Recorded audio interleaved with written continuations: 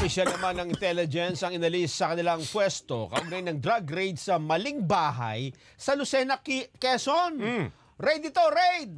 Boss, maling bahay yan. Wow, mali! Prank po to, prank! Sinabi ho ni Brigadier General Paul Kenneth Lucas, Calabarzon Police Director, na inutusan na nito ang Regional Investigation and Detective Management Division na makipag-coordinate sa Regional Internal Affairs Service para sa parallel in administrative investigation.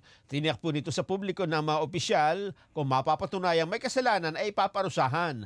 Ang 8 po ay sinampahan na ng grave threat, unjust vexation at violation of domicile sa City Prosecutor's Office noong Pambiyernes. Si Lucena Police Chief Lieutenant Colonel Reynaldo Reyes ay inalis rin sa pwesto dahil po naman sa command responsibility.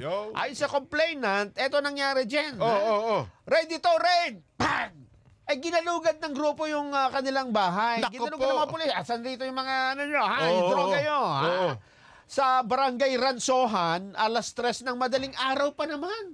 Nako, tulog oras ng gabi, ano? Dagdag pa nito, pinagbantaan pa na sila ng pulis na, walang kikilos dito, ha?